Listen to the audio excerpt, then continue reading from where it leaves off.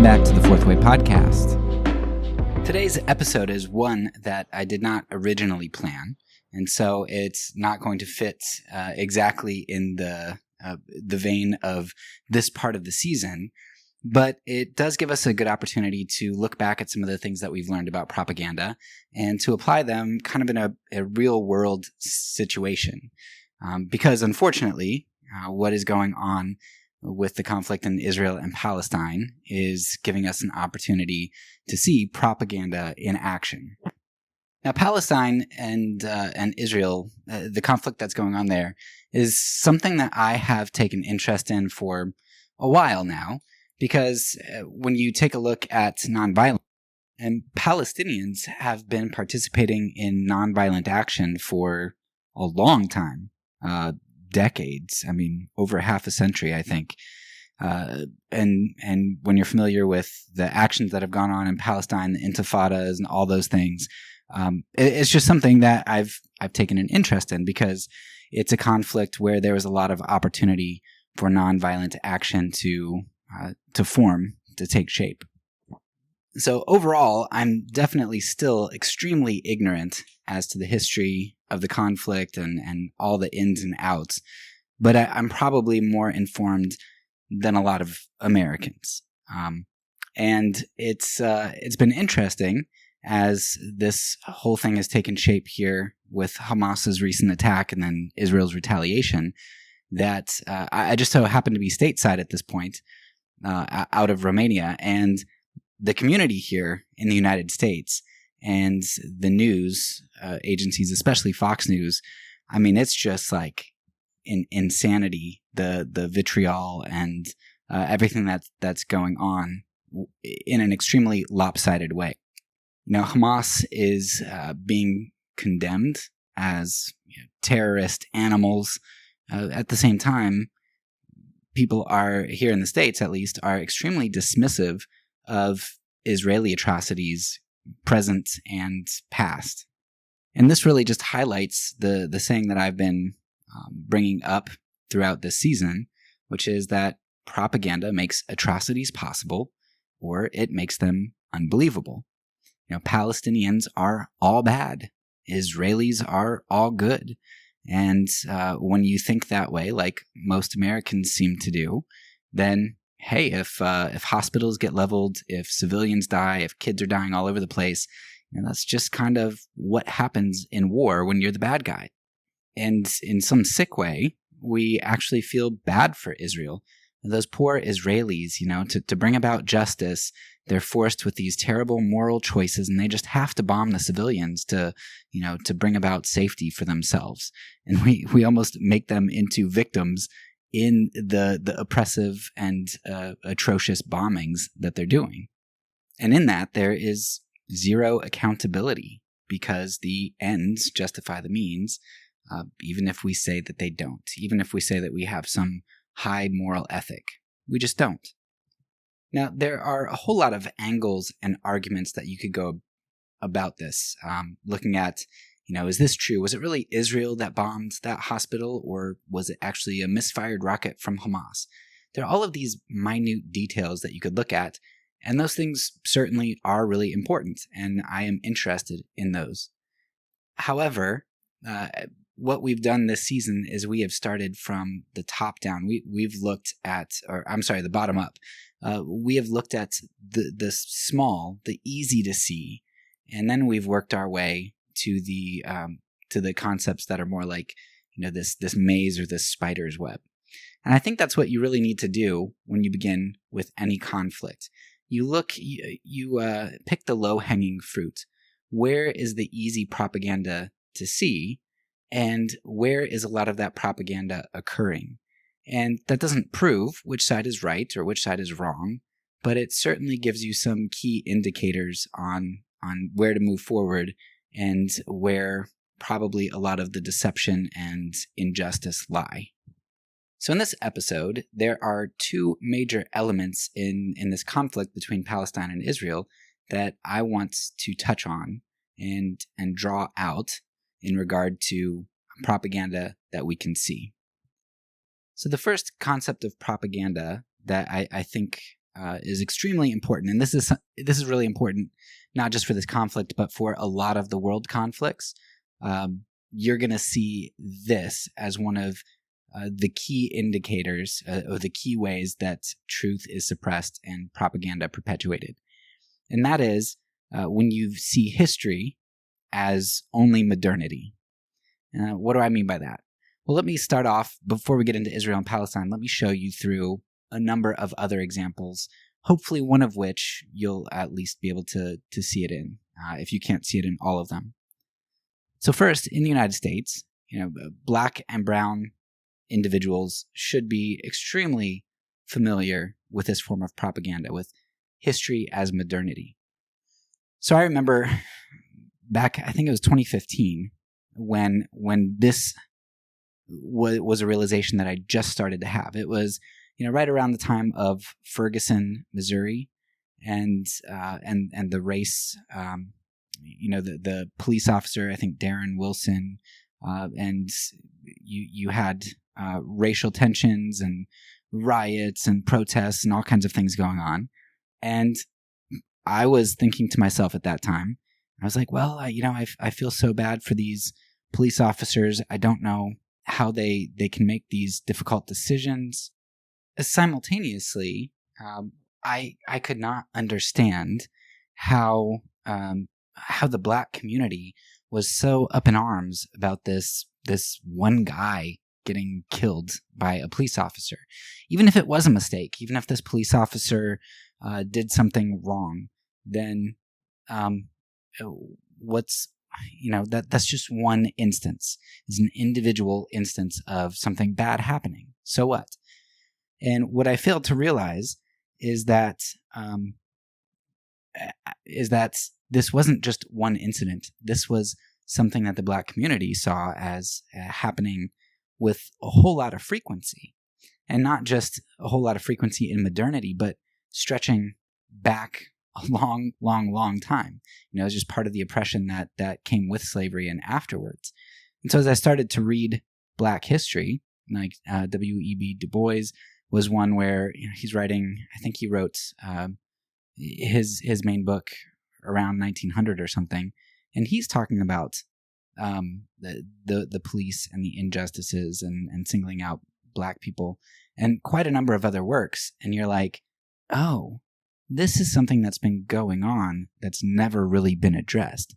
But because for me, on the news, police violence against black people just popped up, and I only noticed it, and it only got latched onto, and there were riots about it in my lifetime in 2015, then to me it was an individual instance in modernity.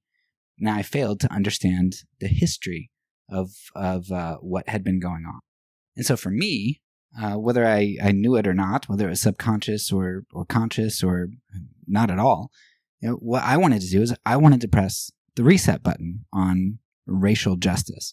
I wanted to start history from point X without dealing with the systems that have been created, the systems that have racism baked into them, or the consequences of previous actions and restoration and what that would cost our society.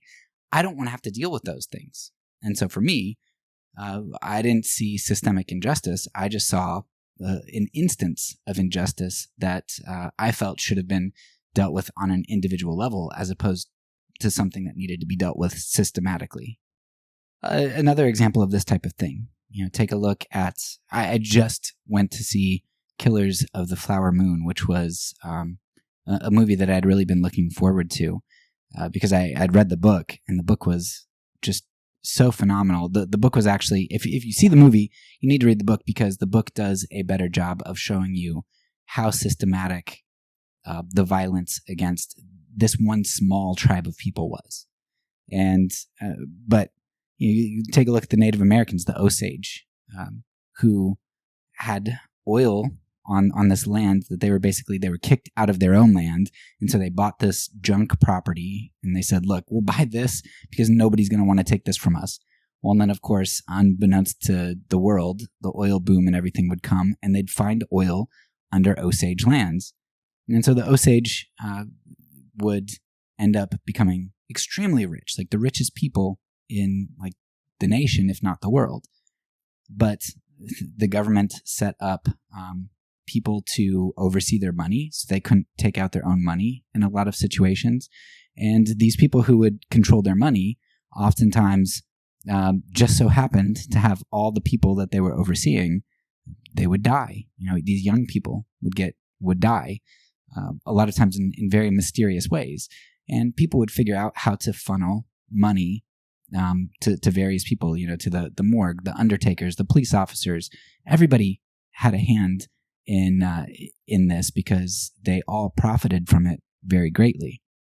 And so the movie does a really good job of showing you the banality of all of this, like how it's just, everyday life, everyday business for these white people, and how interconnected they all are with the oil magnates and everybody just having their hands in the murders. And the book does a good job of showing you just how broad this spread across the Osage tribe, and just how systematic it was. But that's another thing, right? We don't want to start with Native Americans. We want to start our history in modernity. Well, those Native Americans, they've got really high rates of alcoholism and they gamble their money away. Can you believe they still get a lot of these tribes? They get allotments, they get paychecks, and they just squander it away. It's like, okay, maybe they do have higher incidences of all of these various issues, but what is the history? Where does the history start? Does your history start today, or since the creation of reservations, or does your history start go back farther and farther until you understand why we are today where we are today? One of my favorite examples, another example that is important for Americans to know, is Iran. And I've talked about this one a number of times, but it's worth talking about again.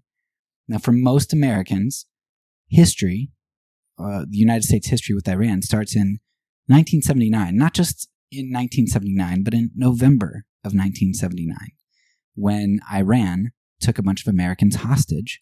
How dare they? Why would they hate us? It's for our freedom, right? But our history so conveniently begins with the hostage crisis in 1979 in November. We can't even go back 2 weeks to the end of October of 1979 when the United States took in the Shah of Iran into the United States. This guy who was a dictator for decades in Iran, who was trained by the CIA in torture methods and things, who would kidnap his people off the street, political prisoners, people that didn't agree with him, and do terrible things to him. And we supported him, right? And even after all of that, Iran, after its coup and overthrowing the Shah, they still didn't take hostages. But at the end of October, when we're like, all right, we'll give refuge to this guy, that was like the last straw for them, right? And if you go back even further, beyond the dictatorship of the Shah, to the fact that the United States is the one who overthrew the most popular leader in Iranian history, Mossadegh, and we overthrew that government. So we are responsible for the terror and the horrible things that were going on in Iran for decades, and we supported that. And then to just spit in their faces, we accepted their dictator into our country, and so they took hostages. And then we wonder, well, why do they hate us? Right? Because we not only did not install democracy in Iran, but we undermined democracy in Iran, and we implemented torture and terror there, and so they hate us. But I remember when I always forget the guy's name. I don't think it was Soleimani, but the Iranian general who was killed in Iraq by a U.S. airstrike or missiles. And I was asking people, well, why do you think Iran hates us? And they would just constantly go to this, well, they took hostages, they hate us for our freedom. Nobody knew. Nobody knows about the coup that we established and the dictatorship that we set up, even though it's extremely common knowledge. We did this kind of thing, with other dictators too. Ferdinand Marcos of the Philippines, we took in and set him up in Hawaii after he instituted terror in the Philippines for decades. We just accept these terrible fascist leaders who do our bidding. And simultaneously, we do terrible things, and we undermine the sentiments of nations. We saw Haiti in our creation of their constitution. We did the same thing in Cuba. We took some of their land and we forced a constitution on them. And then all the different things that we were doing to the Castro regime. Al-Qaeda, why do they hate us? Well, that goes back to Osama bin Laden and his experience in Saudi Arabia, and with all the stuff that the U.S. was doing in the Middle East. You got, why do South Americans hate us? Because of the Contras and the terror regimes that we set up over there, and our support of all the terror there, and looking the other way for people like Pinochet and actually setting up dictators like Pinochet there. Like, our history begins when it's convenient for us to begin, and it usually begins with somebody else doing something to us. We never take that extra step and go back farther to see why are they doing what they're doing to us. Now, I want to argue that it is the exact same sort of thing that is going on with Israel here in this conflict. The history that Israel wants you to have and that most people in the United States have, it begins in like 1967, 1968, with the narrative of this helpless Israel that's just being picked on by all of its Arab neighbors, and it's defenseless, and somehow it pulls off this miracle win against all odds and establishes itself, and from that point on has to establish itself in an extremely defensive position with a very strong and aggressive military, not aggressive in the sense of like going out to meet other people, but a very serious and very tough military that's ready to fight for its freedom. And there might be some aspects of truth in some of that, but what Israel doesn't want you to do is it doesn't want you to go back before 1967. It doesn't want you to go back to 1947 and 48, and it doesn't want you to go back earlier than that. It doesn't want you to see the land grabbing that they were doing. It doesn't want you to see the ethnic cleansing that they were doing. It doesn't want you to see the murders and atrocities that they were committing against Palestinians as they were trying to evict them from their land, as they were trying to take over their land. They don't want you to see that history, because then the narrative isn't as helpful for them. It doesn't exonerate them from the evils that they're doing, and it doesn't give them free rein to do what they're doing now, which is bombing and killing civilians. Because if you believe that they've been picked on since their inception, and if you believe that they have done no wrong and they're this innocent party, then you are much more willing to accept the atrocities that they're committing right now against Gazan civilians, because your history starts with Israel as the good guys, with injustice being done against them. So what I would challenge you to do with all of this stuff, if there's a country that your country hates, so like the United States and Iran or Cuba, or if there is a group that is doing something like Israel's doing, like Israel and Palestine, wherever in your mind the history starts, or wherever the news media and the narratives that they're talking about, wherever that starts, I want you to go back a couple decades at least, if not, a century, and I want you to do some history research, because sometimes you might still end up agreeing. So maybe you would go back and you'd say, well, you know what, Israel is still maybe more right than Palestine in this situation, but I really understand where the Palestinians are coming from. And what that's going to do, even if you end up landing kind of on the same team, even if you move from 70-30 to like 51-49, even if you still land on the same side, what that does is that humanizes the other side. And it gives you empathy for them, because you can understand where they're coming from. And it prevents this, propaganda making atrocities possible or unbelievable, because what it does is it doesn't make atrocity possible. You will defend those Gazan civilians because that is atrocity, and you're not going to buy into that propaganda. And at the same time, it's not going to make atrocity possible or unbelievable, because you will believe that Israel is capable of committing atrocities because you know their past.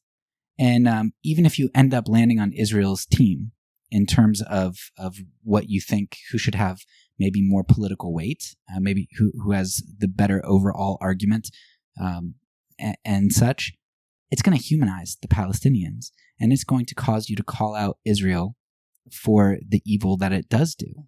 And it does do evil, even if you land on their team. And that's really just the wicked danger of propaganda that I'm seeing so much, is that it's forcing people to go all in on one team or the other. And there is zero nuance, and there is zero humanization of whoever the other team is. So whatever you do, make sure you understand history. This is one of the most important aspects of why history is important and why you need to know it. But the second thing that I think we see here in the conflict with Israel and Palestine is this idea of history as mythology. And we've explored that a little bit, especially towards the end of our season on government with the donation of Constantine, and as we talked a little bit about religion, just seeing history, how history and mythology are really important for a country. So what mythology is going to do is it does two things. First of all, when people do exactly what I told you to do and start digging back in the past, when you have a good mythology set up, it helps to prevent those snoops who start digging in your past.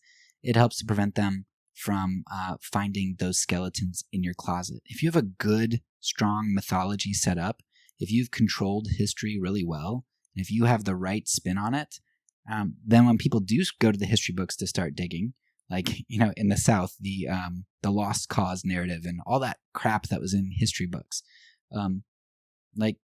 even if you do start digging, you end up getting mythology that's going to make one side look particularly good. And so it's a defense against snoops who dig back in history.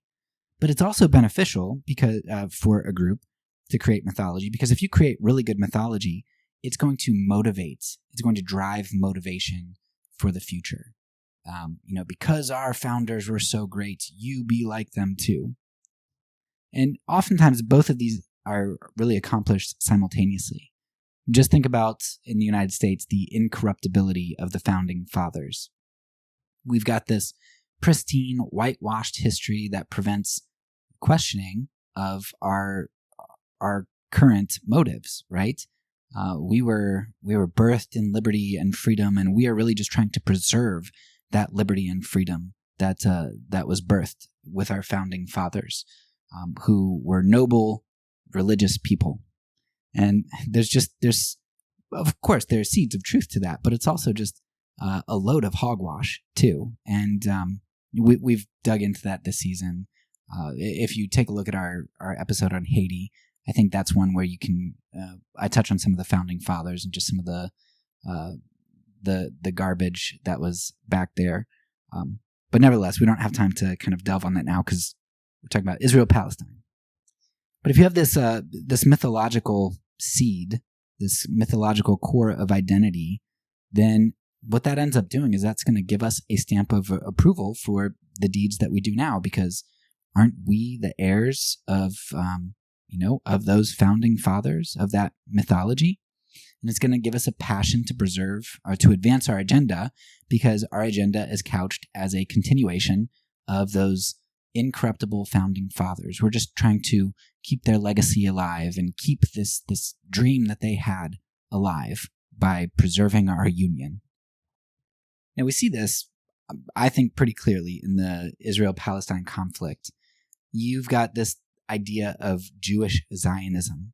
There's this idea that this Zionism, this return to the homeland, is something that is just this ancient longing for Israelis, for Jews, when really it's a fairly modern contrivance for Jews. In fact, it was interesting when I discovered that if you look at the Babylonian Talmud, it has 3 particular vows. And one of the vows that it says like Jews are not to do is Jews are not to seek to return to their homeland. And that was really fascinating to me, that like there's this long-standing tradition, this Jewish tradition, that you don't seek to return to your homeland. And in fact, a lot of Jews didn't return to their homeland when the state of Israel was created. And there are a lot of Jews, religious Jews, who would view a return to Israel as like idolatrous. I mean, they would say, no, the Messiah is the one who sets up the Israeli state. Right now you have a secular Israeli state, and that's not the way that things are supposed to work. Like you're trying to do something that God doesn't want done. Only the Messiah is supposed to do this. So there are a lot of Jews who were and are against the creation of the state of Israel because it's just not something that Jews have historically done for millennia. And you then begin to realize that really what has kind of spurred on Zionism, what has birthed it and caused it to grow, isn't this ancient longing for a homeland that the Jews lost and just have wanted back. No, they've integrated into the cultures that they wherever they were dispersed.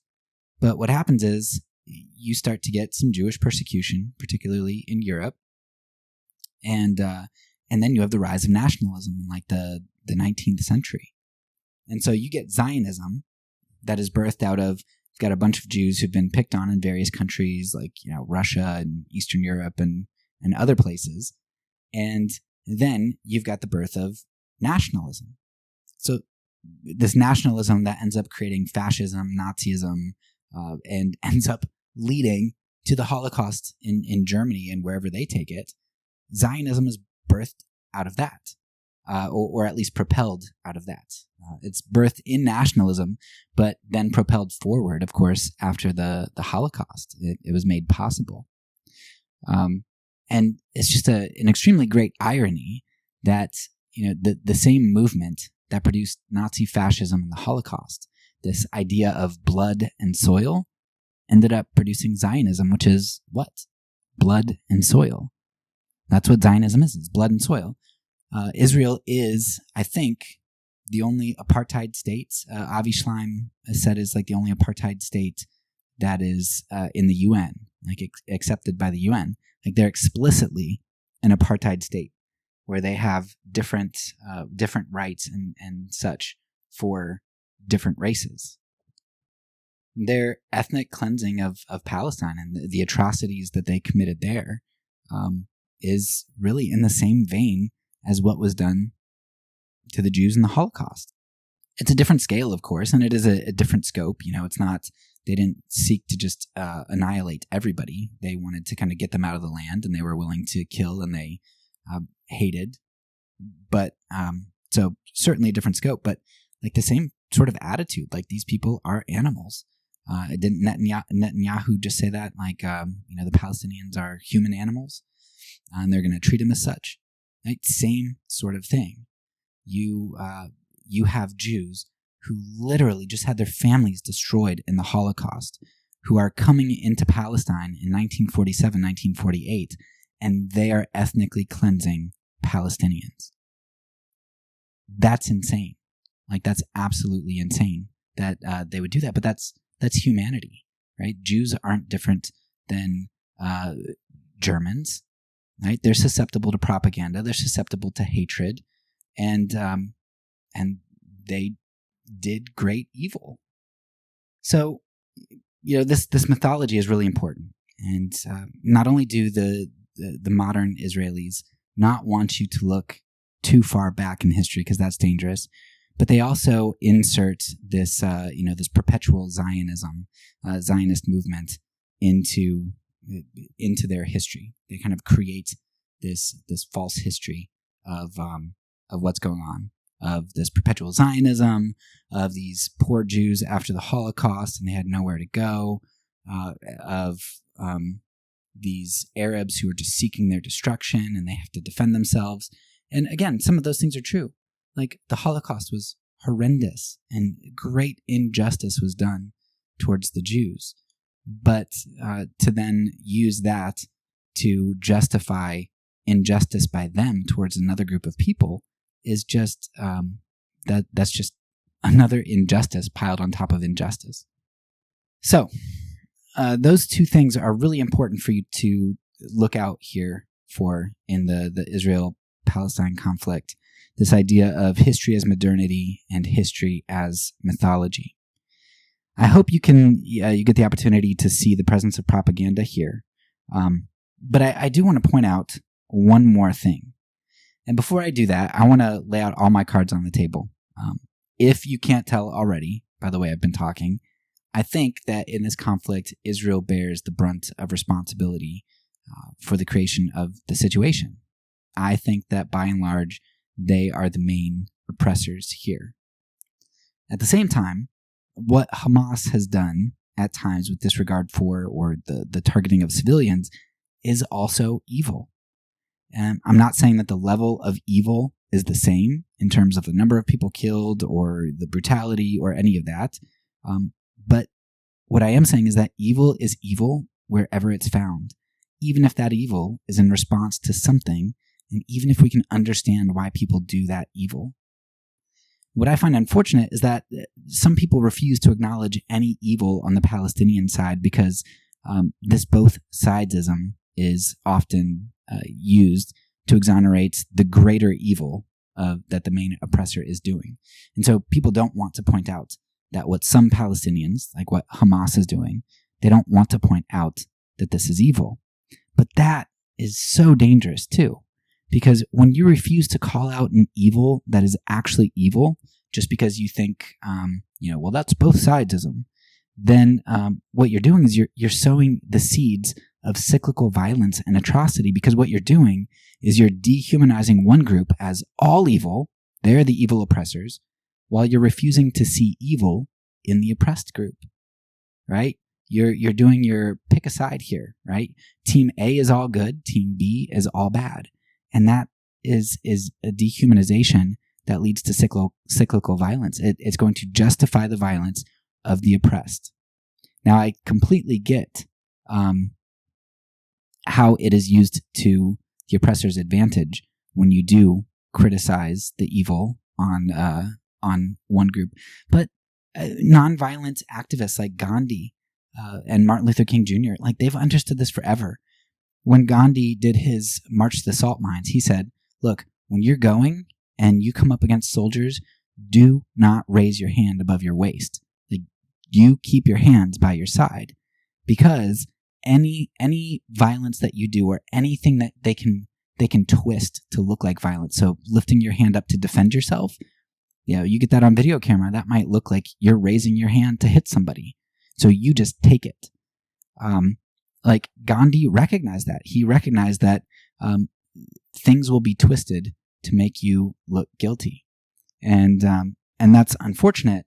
But if you are unwilling to call evil evil, if you're unwilling to hold your side to the standards that you wish would be used against you, then that's just injustice as well. And that's one thing that I love about the nonviolent community. Places such as Waging Nonviolence, if you go to their website, they don't like pick sides in the sense of they're not willing to brush any evil under the rug, and they will clearly pick a side in terms of which group is the oppressed group, but they're not going to justify violence. So I want to leave you with kind of a closing thought here, as I encourage you to not justify the violence of Hamas, and to not be fearful of getting close to this both sidesism, because it's important to call out evil wherever you see it. In the Bible, justice flows forth like a river, and I think that's kind of a beautiful depiction, because I think what water does, or I know what water does, is it seeks its own level, right? It seeks to be level. And what you see with all kinds of injustices, but particularly the injustice here with Israel and Palestine, as you look through their history, you recognize that there's a mountain of injustice against the Palestinian people, right? Ethnic cleansing, killing, economic injustice, all kinds of things. So when Hamas retaliates, some people call that injustice, and it is, I think, in technical term. But the way that we often use injustice, the way that the news will use this idea of injustice, is that they level it against a group and use it to mean unexplainable, inexplicable, absolute evil. What Hamas did was injustice. But really, if you look at the history and you see how things play out, what Hamas is doing is they are seeking justice. See, like I said, water seeks its own level. And what Hamas is doing is they see this mountain of injustice by Israel against Palestine. And so what they're doing is they're kind of creating more of like a system of locks. And what they're trying to do is they're trying to lift the level of the water up. They're trying to build their own mountain to kind of make the water flow back towards Israel. They're trying to fight injustice with their own injustice. And of course, that's no justice at all. That's just an increase of injustice. The way that the Bible depicts, the mountains is that the mountains will be made low. They'll be flattened out, and the paths will be made straight. The way that you fight injustice is not to create your own mountains of injustice, but to have the mountains leveled. I don't know what that looks like. I don't know how such a thing is accomplished with such a complex history. Going back in history, we could even look at the Jews themselves, right? They had a mountain, Mount Everest of injustice raised against them by Europeans and by the Germans in particular. And they had a huge mountain of injustice. But the way that they've tried to right that, the way that they've tried to, get their own, is by creating a different mountain of injustice now against the Palestinians. And so, while we could blame the Jews for the Palestinians, what was ever done by Europeans, by the Germans, to really bring about true reconciliation and justice towards the Jews is really Great Britain taking a bunch of land from a group of people that have lived there for millennia and giving that to the Jews. Is that really justice? Great Britain and the United States and all of the other countries that were part of that really have just as much to do with the evil done against Palestinians, because we never really resolved the issue with the Jews and how they were treated and the injustice against them. We were just willing to pass that off to a group of helpless, relatively helpless Palestinian people, helpless against the Western powers anyway at that point. So there are just mountains upon mountains of injustice. And when you start to look back in history, it's much more complex and much darker than whatever news outlet you follow is leading you to believe. It's so easy for the West to blame Palestinians, to blame Hamas. It's so easy for other groups to just blame Israel. But nobody's blaming empire. Nobody's blaming the West that has created so much evil across the globe, across Africa and in the Middle East in particular, with the things that we've done, the border creations and injustice towards peoples. But it's deep and it's dark. And what you really need to get out of that is there's a whole lot of propaganda going around, and all of that propaganda is trying to get you to exonerate one group while completely judging and condemning another group. And that's generally not the way that injustice works. And doing things that way are going to cause you to dehumanize one group of people. And that's what leads to what we're seeing today. So hopefully, this was a more off-the-cuff episode recorded on the road. Hopefully, I didn't speak offensively or anything else because I didn't have a bunch of time to edit. But those are just some thoughts I had that I wanted to be able to share with y'all. I hope you enjoyed. That's all for now. So peace, and because I'm a pacifist, when I say it, I mean it.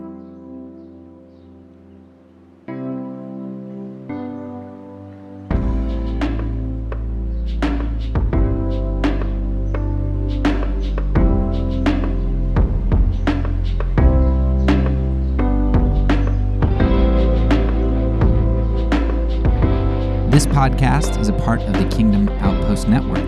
Please check out the links below to find other great podcasts and content related to nonviolence and kingdom living.